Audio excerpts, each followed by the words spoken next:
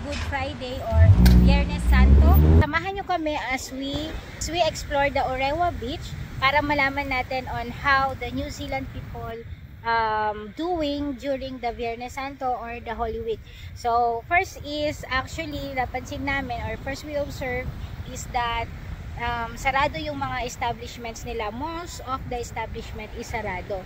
Bali yung mga groceries nila, tsaka yung mga malls, tsaka yung ibang mga restaurants is sarado. Pero meron pa rin namang bukas. So ipapakita namin sa inyo kung ano yung mga establishment na open at tsaka yung mga restaurants or ano yung mga pwedeng gawin dito sa may Orewa Beach kung malapit kayo dito. So ngayon, papakita namin sa inyo kung ano mga pwede natin gawin during the Viernes Santo or the Good Friday.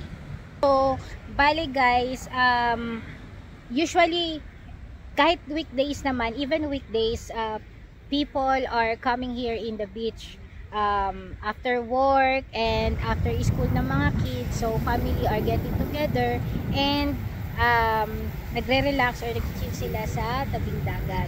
So yun yung kagandahan dito sa New Zealand, eh, napakarami nilang mga parks dito. So most of the parks, makikita natin yan near the beach or sa mga bahay, and as well as meron silang mga CR, diba? Yun yung kagandahan. So after nilang mag-swimming, kahit na anong oras nila gusto is okay lang kasi talagang prioritize ng New Zealand yung kanilang work-life balance. Ayan. So tara, explore pa natin itong beach, lalo na dito sa Orewa. Yes, ang dami nga ditong tao ngayon, no, kahit na maulan. So talagang, well, yun naman talaga yung mga magagawa natin dito sa New Zealand, eh, nature tripping. Diba? Sobrang ganda ba naman at saka ang dami-dami mong pwedeng puntahan dito sa may New Zealand.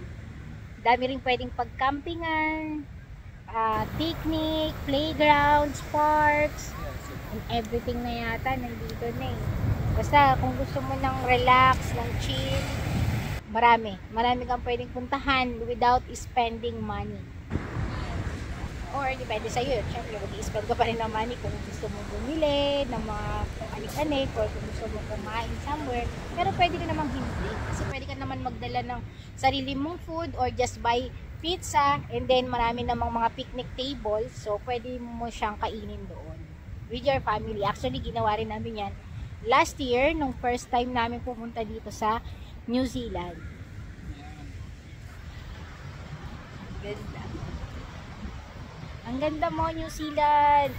So guys, ayan, nakita nyo na yung shoreline ng Orewa Beach. So samahan nyo naman kami pumunta dun sa may side ng mga restaurant. So papakita namin sa inyo kung saan kayo pwedeng kumain.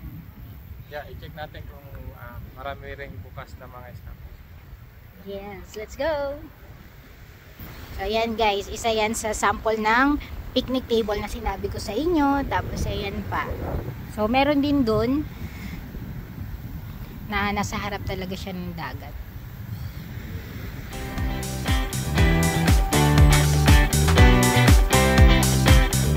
Diba? Napakaganda. Talagang priority nila dito yung peace of mind. So guys, New Zealand is one of the safest country in the world. Bale, talagang priority nila dito yung family, saka yung ayaw nila ng stress. Actually, kahit nga sa pagdadrive is napaka-discipline ng mga tao dito. Talagang magbibigay sila kesa sa mag-away pa. Yung alam nyo yun. So tara. So ngayon, papunta na tayo dun sa mga restaurant tsaka mga establishment na malapit dito sa may Orewa Beach. So tara, samahan nyo kami. So ayan guys, so mga view sa mga establishment. Ito lang sa tabi ng beach. Yeah, so yan yung mga few restaurants na meron dito. So may Korean restaurant, mga fish and chips, pizzas. So bali doon guys meron pa yan. Mahaba pa. Let's go.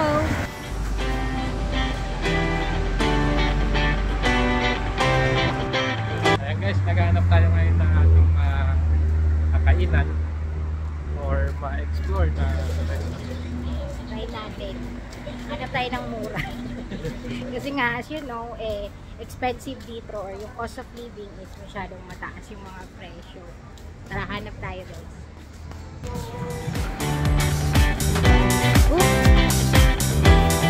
Guys, so meron din pala ditong New Zealand Walk of Fame dito sa may Orewa Beach.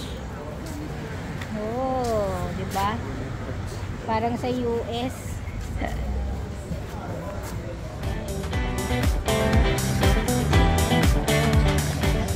Umulan na naman. Yes, umulan na naman guys.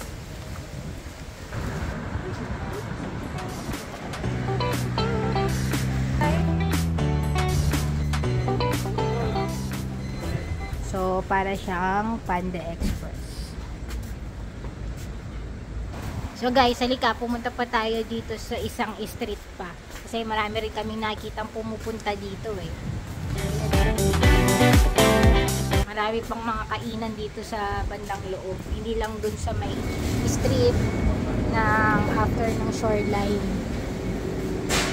Marami pa guys dito, may mga Japanese restaurant, Indian restaurant. Specialty nila dito. Yes, yan yung pie ng New Zealand.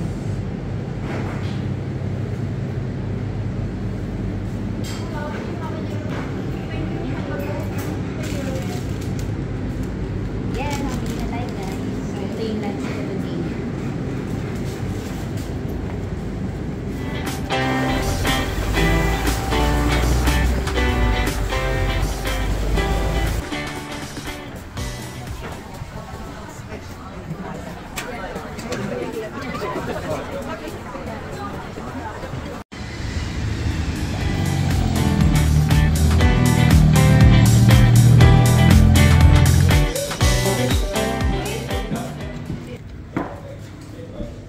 Ito.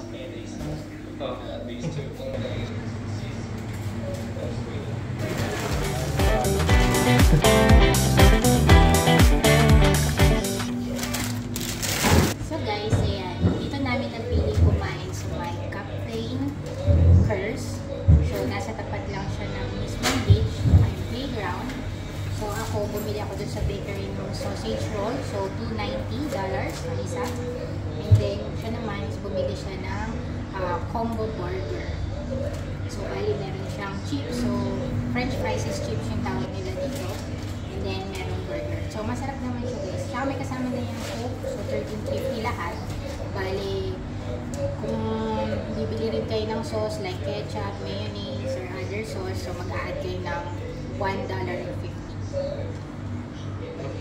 So sulit naman siya kasi masarap siya tapos malalaki pa yung service nila. At saka yung view, maganda rin kasi nakikita mo yung dagat tapos yung mga batang naglalaro dito sa view. Masarap naman din siya. Lalaki ng fries. At isa pa, solo lang namin yung lugar.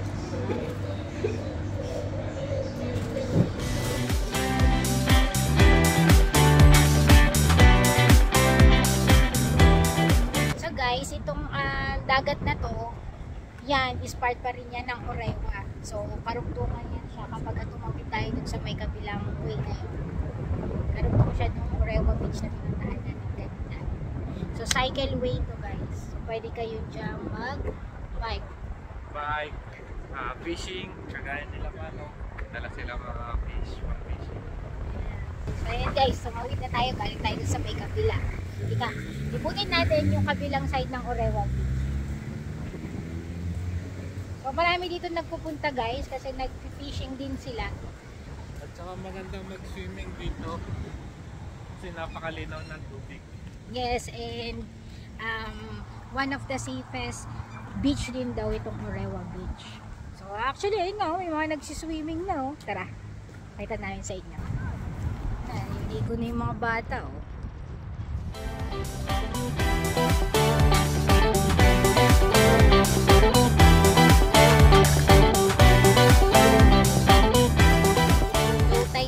Kanina nung dumating tayo nung umaga, kaso umulan kasi nung umaga high tide. So yun o, dami naliligo guys. Dito guys, pagka high tide siya, yung aals ng tubig is papasok. Tapos ngayon low tide na siya, pabalik na sa dagat yun. tubig. Ng tubig. So, pero either way, masarap pa rin maligo. Naliligo sila dito. So actually itong lugar na to guys, mapapansin nyo ang dami ditong mga small houses, mga cabins, tsaka mga RV truck or mga camper van. So tara, papakita ko sa inyo. Nakaano sila, camper van. So yung iba dyan pinaparent, yung iba naman talagang may mga nakatira na. So hanggang dun yan sa may loob. So bali kapag nilakad natin yung pathway na yan, is papunta yan dun sa may Orewa Beach. So actually nalakad na natin yan last year nung unang punta natin dito. Ganda. Ganda talaga ng New Zealand kapag kukuha ka ng picture kasama yung greens, tapos yung blue na sky, tapos yung mala green or cyan na kulay ng tubig dagat. Ganda. Oh, ganda. Look at that. Baling weather ngayon is uulan na araw, uulan na araw.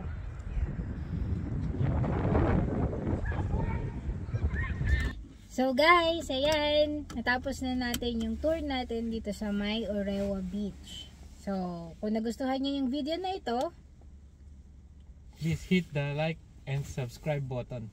yes, and please share also the video para mas marami pang marating ang video na ito at magkaroon sila ng idea about sa may Orewa Beach. And guys, nga pala, please comment din kung tagasan kayo para malaman namin kung saan nakarating ang video na to. Yan, so until next video. See you Thank soon. you.